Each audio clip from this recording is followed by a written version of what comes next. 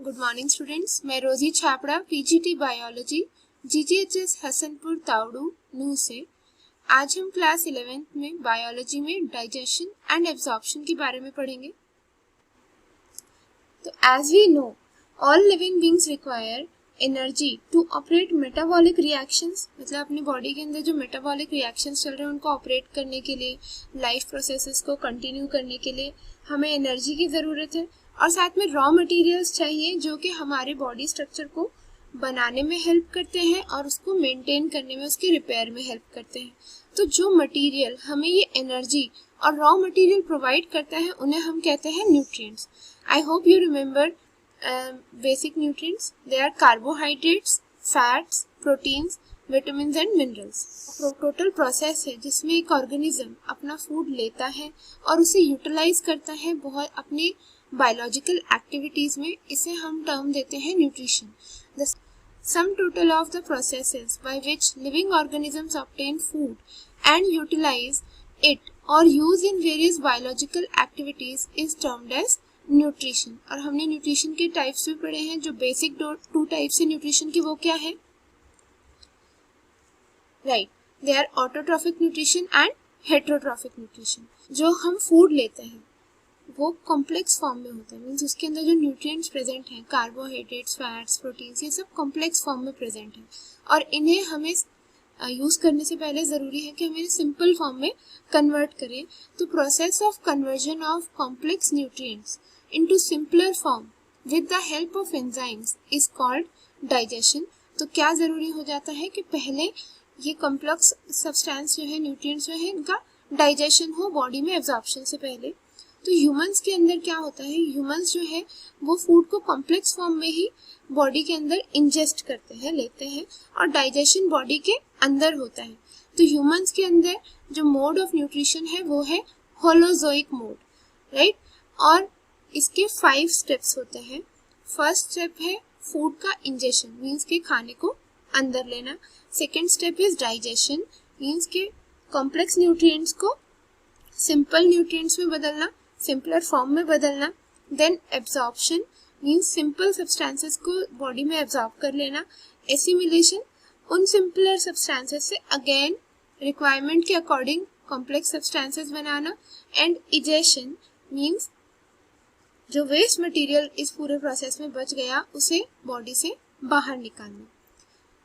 इस चैप्टर में हम बेसिकली पढ़ेंगे डाइजेस्टिव सिस्टम के स्ट्रक्चर के बारे में, then process of digestion and elements related to digestion, means कि डाइजेस्टिव सिस्टम से रिलेटेड जो डिजीजेस होते हैं।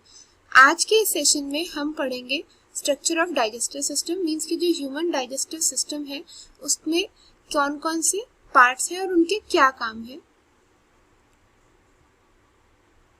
तो जैसे आप देख सकते हैं जो ह्यूमन डाइजेस्टिव सिस्टम है it has 2 openings, anterior opening mouth है और पोस्टीरियर ओपनिंग एनस है। इसके पार्ट्स को अगर हम देखें तो आप देखेंगे mouth which leads to oral cavity और buccal cavity, then comes pharynx which leads to oesophagus, ये एक थिन ट्यूब है। ईसोफेगस से हम पहुंचते हैं एक जे शेप्ड ऑर्गन में जिसे स्टमक कहते हैं and from stomach we enter into a long thin narrow tube which is known as small intestine. Small intestine जो है ये हमारे डाइजेस्टिव सिस्टम या एलिमेंट्री कनाल का लॉन्गेस्ट पार्ट है।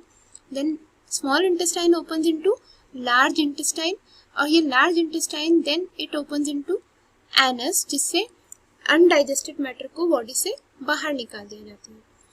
और इसके साथ एसोसिएटेड है कुछ ग्लैंड्स जिन्हें हम कहते हैं एसोसिएटिव ग्लैंड्स या डाइजेस्टिव ग्लैंड्स, जो कि है सलाइवरी ग्लैंड्स जो माउथ में प्रेजेंट है, देन लिवर एंड पेनक्रियास। तो ये सब चीज़ें मिलके, ये सब ऑर्गन्स मिलके जो है ये हमारे डाइजेस्टिव सिस्टम को बना रहे हैं। तो आप यहाँ पे देख सकते हो कि माउथ से लेके एनस तक ये कंटिन्यूअस पाइप है। इस पूरी पाइप को हम एलिमेंट्री कनाल कहते हैं, ठीक है ना। और जो ये सलाइवरी ग्लैंड्स हैं, लिवर है और पेनक्रियास है, ये इनके साथ एसोसिएटेड है, डाइजेस्टिव ग्लैंड्स हैं। इनको डाइजेस्टिव ग्लैंड्स क्यों बोल रहे हैं? क्योंकि ऐसे जूसेस बनाते हैं जो फूड के डाइजेशन में हेल्प करते हैं। तो जो ह्यूमन डाइजेस्टिव सिस्टम है इसके 2 पार्ट्स बन जाते हैं, वो है एलिमेंट्री कनाल और डाइजेस्टिव ग्लैंड्स। तो पहले हम एलिमेंट्री कनाल के बारे में पढ़ेंगे। एलिमेंट्री कनाल जो है एक लॉन्ग ट्यूब है with muscular walls, glandular epithelium and varying diameter. Means इसकी वॉल्स जो है मस्कुलर है, it is lined by glandular epithelium and इसका डायमीटर जो है वो place to place, organ to organ vary करता है। इसके दो ओपनिंग्स होते हैं। एंटीरियर ओपनिंग जो है उसे कहते हैं माउथ, जिससे हम फूड को इंजेस्ट करते हैं, खाना खाते हैं। एंड पोस्टीरियर ओपनिंग है anus.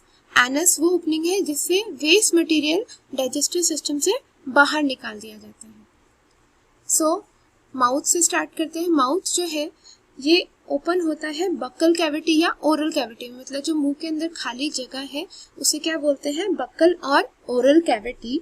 And it has large space which is bounded above by the palate. ऊपर की तरफ क्या है, तालू यानी कि पैलेट, नीचे की तरफ है थ्रोट एंड ऑन साइड्स है जॉज। जो थ्रोट है वो टंग को सपोर्ट करता है और जो जॉज है उनके अंदर प्रेजेंट है हमारे टीथ। टीथ की बात करें हम तो ह्यूमंस के अंदर जो टीथ है वो सॉकेट्स में एम्बेडेड होते हैं। जो जॉ बोन्स हैं उनके अंदर खड्डे होते हैं, पिट्स होती है, उनके अंदर हमारे टीथ धसे होते हैं, एम्बेडेड होते हैं। सो ऐसे टीथ जो कि जॉ बोन्स में सॉकेट्स में एम्बेडेड होते हैं उन्हें कहते हैं थीकोडोंट। इसके साथ साथ ह्यूमंस के अंदर जो टीथ है उनके दो सेट आते हैं, एक टेम्परेरी टीथ जिन्हें कहते हैं या मिल्क टीथ भी कहते हैं और दूसरे होते हैं परमानेंट टीथ। इनमें डिफरेंस क्या है कि जो टेम्परेरी टीथ है ये 20 होते हैं नंबर में और परमानेंट टीथ होते हैं 32। देन क्योंकि ह्यूमंस के अंदर टीथ के दो सेट्स अपीयर होते हैं इसीलिए इस टाइप के टीथ को हम क्या कहते हैं, diphyodont. Diphyodont means that two teeth appear in two sets। Humans के अंदर जो है 4 types of teeth पाए जाते हैं, वो है incisors, canines, premolars and molars। इसी वजह से इन्हें heterodont भी कहते हैं। तो अभी हमने ह्यूमन टीथ के बारे में 3 क्वालिटीज जानी। पहला, they are thecodont means they are embedded in the socket of jaw bone। Second हमने देखा they are diphodont means they appear in 2 sets, that is temporary teeth and permanent teeth। Then they are heterodont means के there are 4 different types of teeth which perform different functions, incisors, canines, premolars and molars। incisors जो है वो cutting and biting में help करते हैं, canine जो है वो tearing में help करते हैं और premolars और molars जो है वो food को churn करने में help करते हैं, मेस्टिकेट करने में हेल्प करते हैं, मतलब बिल्कुल उनको महीन पीसने में हेल्प करते हैं। टीथ है, इनके अरेंजमेंट को हम जो है नंबर्स और सिंबल्स की हेल्प से इंडिकेट करते हैं, जिसे हम कहते हैं dental formula, a method of describing number and arrangement of teeth in man and animals using letters and figures. जैसे हम जानते हैं कि ह्यूमंस के अंदर 2 सेट्स ऑफ टीथ होते हैं, they are temporary teeth and permanent teeth. तो जैसे आप यहाँ देख सकते हो तो उनके लिए जो डेंटल फॉर्मूला है वो भी स्लाइटली डिफरेंट है। Each type of teeth in upper jaw and number of each type of teeth in lower jaw. तो आप जैसे यहाँ फ्रैक्शन देख सकते हो, इसमें ऊपर जो नंबर्स लिखे हैं they are number of teeth in each type of number of teeth in upper jaw and each type of teeth in lower jaw, वो भी उनका हाफ, राइट। तो इसीलिए इसको मल्टीप्लाई बाय 2 किया हमने। तो यहाँ पे आप देख सकते हो कि मिल्क टीथ एक जॉ के एक हाफ में कितने मिल्क टीथ, कितने इंसीजर्स प्रेजेंट हैं, 2, कनाइंस 1 और मोलर्स 2।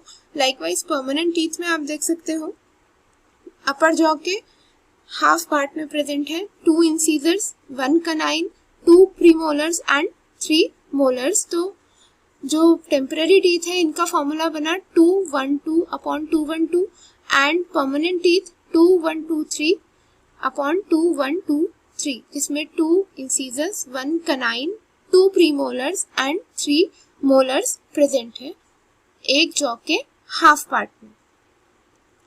देन जो हमारा टूथ है इसके बेसिकली 3 रीजन्स होते हैं, वो है क्राउन, नेक एंड रूट। जो क्राउन है टीथ का वो फर्दर एक शाइनी सब्सटेंस से कवर्ड होता है। इस शाइनी सब्सटेंस को बोलते हैं इनेमल। इनेमल जो है it is a tough shell means ये टीथ को बाहर कवरिंग बनाता है और ये बहुत ही टफ सब्सटेंस है। It is the hardest tissue in the human body. Tongue एक फ्रीली मूवेबल मस्कुलर ऑर्गन है जो कि अटैच्ड होती है हमारे माउथ के फ्लोर से बाय फ्रेलनम। इसका जो अपर सरफेस होता है, जो टंग है उसका अपर सरफेस जो है उसके ऊपर स्मॉल प्रोजेक्शंस प्रेजेंट होती हैं जिन्हें पेपिली कहते हैं। क्या कहते हैं? पेपिली, जिनके अंदर टेस्ट बर्ड्स प्रेजेंट होती हैं। सो टंग क्या है? ये एक फ्रीली मूवेबल मस्कुलर ऑर्गन है और इसके अपर सरफेस के ऊपर छोटे छोटे प्रोजेक्शंस प्रेजेंट हैं जिन्हें पेपिली कहते हैं और इन पेपिलीज के अंदर प्रेजेंट है टेस्ट बर्ड्स। टंग का क्या काम है? It is an organ of taste. क्योंकि इसके ऊपर टेस्ट बर्ड्स प्रेजेंट है ना, तो ये हमें जो फूड हम खाते हैं उसका टेस्ट अंडरस्टैंड करने में हेल्प करती है। Which are sensitive to 4 taste: salty, sour, bitter and sweet. It helps in mixing saliva with food and aids in swallowing। ये क्या करती है? जब हम खाना चबाते हैं, ठीक है ना, तब ये सलाइवा को फूड के साथ मिक्स करने में हेल्प करती है और फिर उसे निकलने में हेल्प करती है। swallowing मीन्स निकलना। And it helps in forming words. तो जब हम बोलते हैं इसके साथ ये हमें वर्ड्स फॉर्मेशन में भी हेल्प करती है। Oral cavity leads into short pharynx. ये फेरिंग्स जो है it serves as a common passage for food and air. ये कॉमन पैसेज है, कॉमन रास्ता है फूड और एयर के लिए। रीजन बीइंग दोनों नेजल कैविटीज मीन्स के नोज और माउथ, बकल कैविटी जो है, ये दोनों एक ही कॉमन पाइप में खुलते हैं जिसे हम कहते हैं pharynx. It connects mouth to oesophagus and nose to windpipe. देखिए, फेरिंग्स जो है एक कॉमन पैसेज का काम कर रहा है डाइजेस्टिव सिस्टम और रेस्पिरेटरी सिस्टम के लिए। आगे चल के ये 2 ट्यूब्स में बढ़ जाता है, 2 पार्ट्स में बढ़ जाता है। एक होती है ईसोफेगस जो कि फूड को बक्कल कैविटी से या कहे माउथ से स्टमक तक लेके जाती है, और दूसरी होती है विंड पाइप जो कि एयर को नोज से हमारे रेस्पिरेटरी सिस्टम में लेके जाती है। तो जो विंड पाइप है इसकी ओपनिंग को कहते हैं glottis. What is it called? Glottis, जिसे गार्ड करता है कार्टिलेजिनस फ्लैप, मींस कवर होता है उसके ऊपर, जिसे हम कहते हैं एपिग्लॉटिस। तो एपिग्लॉटिस का क्या काम है कि जब हम खाना खाते हैं और उसे निगलते हैं उस समय ये एपिग्लॉटिस ग्लॉटिस को कवर कर लेता है, बंद कर देता है, जिससे फूड जो है वो हमारी विंड पाइप में एंटर ना कर सके। Oesophagus, it is a thin long tube which extends posteriorly, passing through the neck, thorax and diaphragm, and then leads to a J-shaped bag-like organ which is known as stomach. जो oesophagus है इसका basic function क्या है कि ये peristaltic movements की help से food को फेरिंग्स से स्टमक तक पहुंचाती है।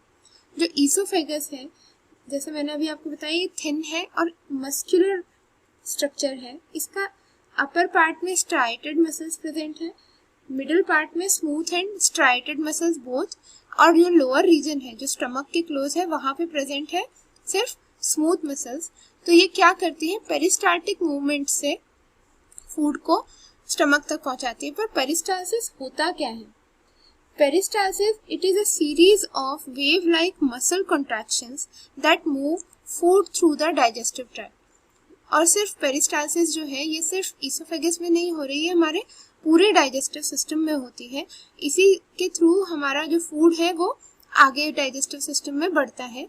ये क्या है? वेव लाइक कॉन्ट्रैक्शंस होती है जिससे फूड जो है धीरे धीरे ट्रैक में आगे बढ़ता जाता है। अब ये जो ईसोफेगस है इसकी ओपनिंग जो है, जहाँ ये स्टमक में ओपन हो रहा है वहां पर कुछ स्मूथ मसल्स प्रेजेंट होती है, फूड के बैक फ्लो को प्रिवेंट करती है। इस मस्कुलर स्फिंक्टर को कहते हैं gastro-oesophageal sphincter, which regulates the opening of oesophagus into the stomach. तो जहाँ पे स्टमक ईसोफेगस जो है स्टमक में ओपन हो रही है वहां पर एक स्मूथ मसल्स का स्फिंक्टर वॉल्व प्रेजेंट है जिसे ईसोफेजियल स्फिंक्टर कहते हैं, जो कि जिसके थ्रू फूड जो है वो स्टमक में तो पहुंचता है पर ये फूड के बैक फ्लो को रोकता है। स्टमक, स्टमक जो है it is a J shaped organ. Stomach जो है ये हमारा जे शेप्ड ऑर्गन है, मस्कुलर ऑर्गन है। It is located in the upper left portion of the abdominal cavity below the diaphragm. तो जैसे आप देख सकते हो ये हमारे बॉडी के एब्डोमिनल कैविटी में अपर लेफ्ट रीजन में प्रेजेंट है, डायफ्राम के बिल्कुल नीचे। और इसका बेसिक फंक्शन क्या है कि ये फूड को चर्न करता है और उसे गैस्ट्रिक जूसेस के साथ मिक्स करता है। इसके मेजर 4 पार्ट्स होते हैं, वो है cardiac, fundus, body and pylorus. Cardiac portion कौन सा है, जहाँ पे इसोफेगस जो है स्टमक में ओपन होता है। Its opening is called cardiac aperture and it is guarded by a valve cardiac sphincter which checks regurgitation of food. मतलब ये जो कार्डियक स्फिंक्टर है ये फूड को इसोफेगस में जाने से रोकता है, स्टमक से इसोफेगस में जाने से रोकता है। Then comes fundus. It is small dome-like upper part that projects above the cardiac aperture। तो ये रीजन आप देख रहे हैं, ये है डोम शेप का, ये जो अपर पोर्शन है इसे फंडस कहते हैं। इट कंटेन्स गैस और एयर। Then comes body. ये जो येलो रीजन है this is body. It is the middle main region of stomach जहाँ पे डाइजेशन का प्रोसेस कंटिन्यू होता है। Then comes pylorus. It is the right narrow lower portion of the stomach. It opens into small intestine। और ये किस में open होता है, small intestine में, by pyloric aperture। स्टमक और small intestine के बीच में जो aperture है उसे हम क्या कहते हैं, pyloric aperture, which is guarded by pyloric sphincter, which again regulates the passage of food into the intestine and prevents its backflow to the stomach. So, what are the basic functions of stomach? It stores the food, mechanically churns food and partial digestion of food occurs here। हमारा food stomach के अंदर कम से कम 3 से 4 घंटे रहता है। So, इसका एक फंक्शन तो है temporary storage of food. Then it mechanically churns the food, muscular organ है तो मूवमेंट्स, पेरिस्टाल्टिक मूवमेंट से ये फूड को फर्दर चर्न करता है और फिर फूड का पार्शियल डाइजेशन भी स्टमक के अंदर होता है। It secretes a hormone which is known as gastrin. Then stomach के अंदर प्रोटीन डाइजेशन स्टार्ट होता है, जो फूड के अंदर प्रोटीन कंपोनेंट्स हैं उनका डाइजेशन स्टमक के अंदर स्टार्ट होता है। साथ ही साथ ये विटामिन B12 के एब्जॉर्प्शन में भी हेल्प करता है। Then small intestine. It is a narrow tube about 6 meters long. It is the longest part of alimentary canal. ये चीज यहाँ पे याद रखने कि हमारे एलिमेंट्री कनाल एक ट्यूब है, एक कनाल है और इसका लॉन्गेस्ट पार्ट कौन सा है, small intestine, because it is 6 meters long. But ये एक नैरो ट्यूब है, ठीक। और इसके 3 मेन रीजन्स है। First one is duodenum, second one is jejunum and third one is ilium. Duodenum, it is a C-shaped and about 25 centimeter long। ये small intestine का जो रीजन है ये 25 सेंटीमीटर्स लॉन्ग होता है, C-shaped होता है, स्टमक इसी में ओपन होती है। इसके साथ साथ it receives hepatopancreatic duct formed by the union of bile duct and pancreatic duct. इनके बारे में हम आगे डिस्कस करेंगे। अभी के लिए आप ये ध्यान रखिए कि जो स्मॉल इंटेस्टाइन का फर्स्ट रीजन है, फर्स्ट पार्ट है, वो है ड्यूडेनम। ये सी शेप्ड होता है, 25 सेंटीमीटर्स लॉन्ग होता है और इसके अंदर ओपन होती है hepatopancreatic duct. Then jejunum, it is the middle part of small intestine. Its wall is thicker and more vascular than that of ileum. तो जेजुनम जो है ये मिडल पार्ट है स्मॉल इंटेस्टाइन का और इसकी जो वॉल्स है वो कैसी है, दे आर मोर थिक, मतलब मोटी है और वस्कुलर है, उनमें ब्लड सप्लाई ज्यादा है in comparison to ileum. Then comes ileum. Ileum opens into large intestine and its wall is thinner and less vascular than that of jejunum। और जो लास्ट पार्ट है स्मॉल इंटेस्टाइन का वो है इलियम और इसकी वॉल्स जो है, जैसे अभी हमने देखा, इसकी वॉल्स जो है वो जेजुनम की कंपैरिजन में थिन और लेस वस्कुलर होती है। Another important fact regarding small intestine is कि जो फूड का डाइजेशन का प्रोसेस है वो स्मॉल इंटेस्टाइन में कंप्लीट होता है और साथ में जो डाइजेस्टेड फूड है सिंपलर फॉर्म में कन्वर्ट हो चुका है, उसका एब्जॉर्प्शन भी स्मॉल इंटेस्टाइन के अंदर होता है। सो स्मॉल इंटेस्टाइन का बेसिक फंक्शन क्या रहा? स्मॉल इंटेस्टाइन का फंक्शन है कि it serves as a site of complete digestion of food and absorption of digested food. Then small intestine leads to large intestine. इसे लार्ज इंटेस्टाइन क्यों कहते हैं? It is shorter than small intestine. Actually length में large intestine जो है वो small intestine से छोटी होती है। स्मॉल इंटेस्टाइन जो है वो 6 मीटर्स की है, अप्रोक्सीमेटली लॉन्ग है, और जो लार्ज इंटेस्टाइन है it is approximately 1.5 metres long. तो इसे लार्ज क्यों कहते हैं? Because it is wider in comparison to small intestine, मतलब ये ज्यादा चौड़ी होती है स्मॉल इंटेस्टाइन से। इसके मेजर 3 पार्ट्स हैं, वो है caecum, then colon and rectum. Caecum जो है it is a small blind sac. It bears a short slender worm like projection called vermiform appendix. जो सीकम है ये एक छोटा सा ब्लाइंड सैक लाइक स्ट्रक्चर है जहाँ जो कि स्मॉल इंटेस्टाइन और लार्ज इंटेस्टाइन के ओपनिंग के पास ही प्रेजेंट होता है, और इसमें एक वर्म जैसी प्रोजेक्शन प्रेजेंट होती है जिसे कहते हैं वर्मीफॉर्म अपेंडिक्स। ये एक वेस्टिजियल ऑर्गन्स है ह्यूमंस के लिए। ह्यूमंस में इसका कोई रोल नहीं है डाइजेशन में, बट रूमिनेंट्स जो होते हैं, जो कि जैसे कि काउस हैं, बुफेलोज हैं, इनमें ये डाइजेशन प्रोसेस में हेल्प करता है। Then colon. Colon is wider than small intestine and it has 4 regions: ascending colon, then transverse colon and descending colon, and likewise sigmoid colon or pelvic colon that joins to rectum. Rectum, it is 15 to 20 centimeter long. rectum जो है sigmoid colon जो है फिर ये open होता है, connected है rectum से, जो कि 15 to 20 सेंटीमीटर्स लॉन्ग होता है, and it leads to anus. Anus is the posterior opening of our digestive system. तो इसके साथ आप मुझे बता सकते हो कि जो ह्यूमंस में डाइजेस्टिव सिस्टम है वो कंप्लीट है या इनकम्प्लीट है? सो ये थे हमारे एलिमेंट्री कनाल के पार्ट्स। लार्ज इंटेस्टाइन जो है ये क्या करती है? ये वाटर एब्जॉर्ब करती है अनडाइजेस्टेड फूड मैटर से। देखिए, स्मॉल इंटेस्टाइन के अंदर फूड का कंप्लीट डाइजेशन होता है और डाइजेस्टेड फूड एब्जॉर्ब हो जाता है, पर जो अनडाइजेस्टेड मैटर है उसे भेज दिया जाता है लार्ज इंटेस्टाइन में, जहाँ पर उसमें से वाटर का एब्जॉर्प्शन होता है और उसे फीसेस में कन्वर्ट कर दिया जाता है। ठीक है, देन और टेम्परेरीली उसको स्टोर कर दिया जाता है और फिर उन्हें एनस के थ्रू बॉडी से बाहर इजेस्ट कर दिया जाता है। ईसोफेगस से रेक्टम तक जो एलिमेंट्री कनाल है, इसकी वॉल में 4 लेयर्स प्रेजेंट होती हैं।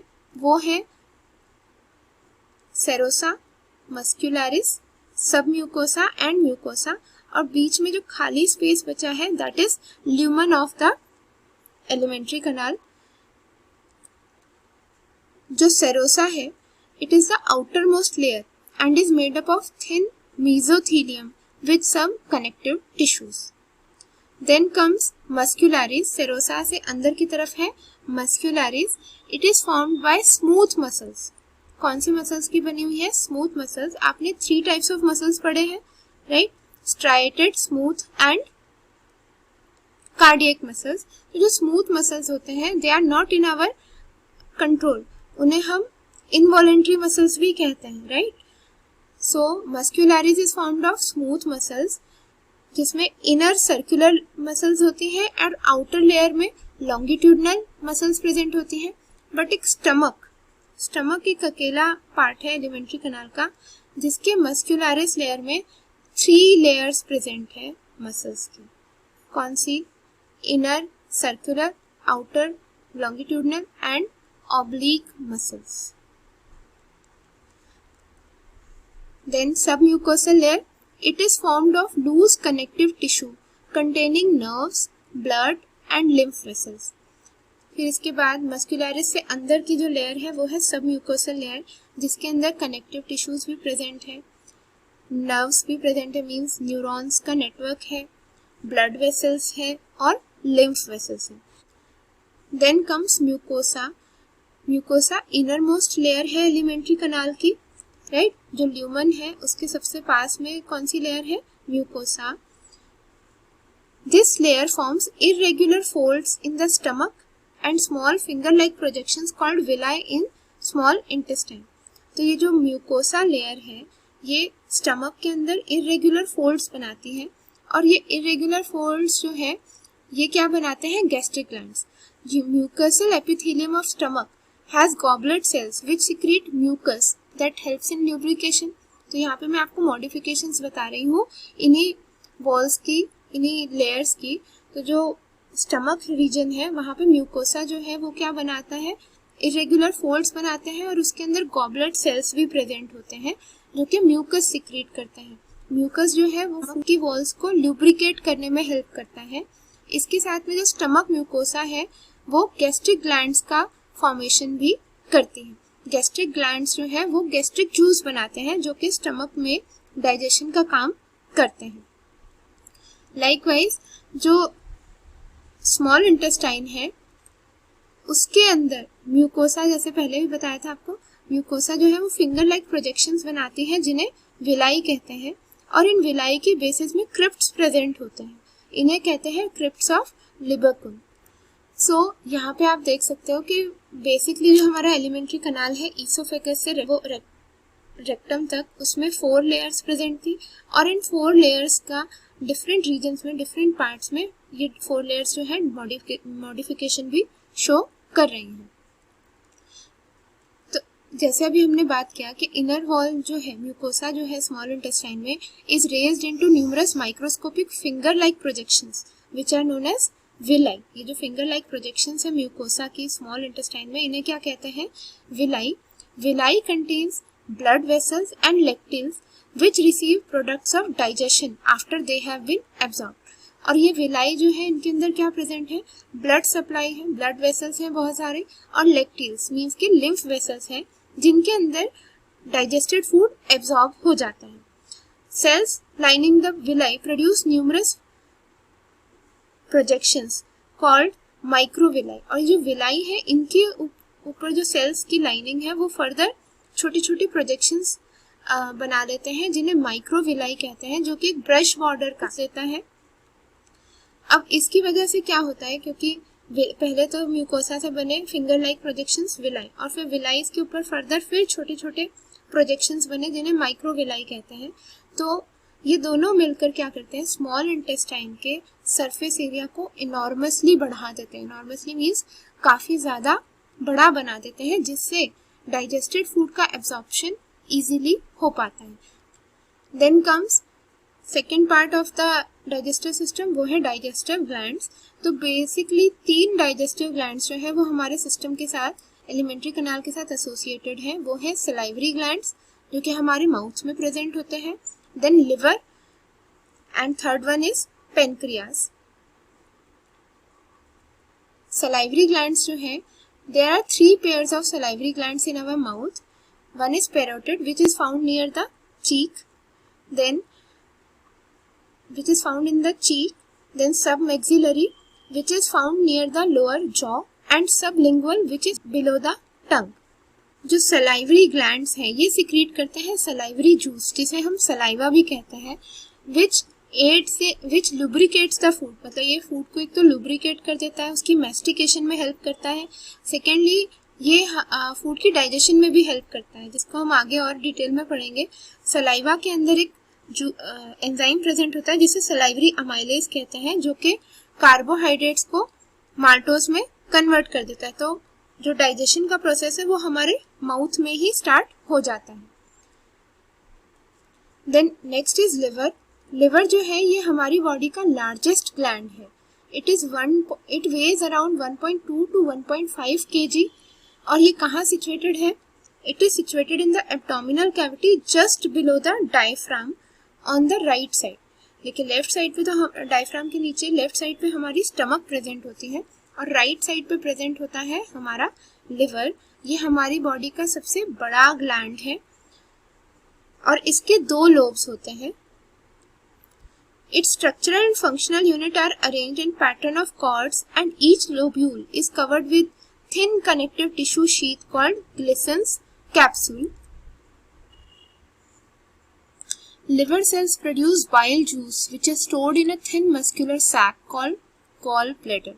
तो जो लिवर है वो बाइल जूस बनाता है जो कि फिर एक थिन मस्कुलर सैक में स्टोर कर दिया जाता है। इस थिन मस्कुलर सैक को कहते हैं गॉल ब्लैडर। तो जो लिवर है इसकी डक्ट को हम कहते हैं हिपैटिक डक्ट, जिससे कि वो बाइल जूस को गॉल ब्लैडर तक पहुंचाता है। और गॉल ब्लैडर जो है उसकी डक्ट को कहा जाता है cystic duct along with hepatic duct. तो सिस्टिक डक्ट और हिपैटिक डक्ट दोनों मिलकर बनाती है कॉमन बाइल डक्ट, जो कि फिर बाइल जूस को लेकर जाती है स्मॉल इंटेस्टाइन में। देन पेनक्रियास जो है ये कंपाउंड एलोंगेटेड ऑर्गन है। कंपाउंड ऑर्गन क्यों है? देखिए हमारी बॉडी के अंदर दो तरह के ग्लैंड्स पाए जाते हैं, वो है exocrine gland and endocrine gland.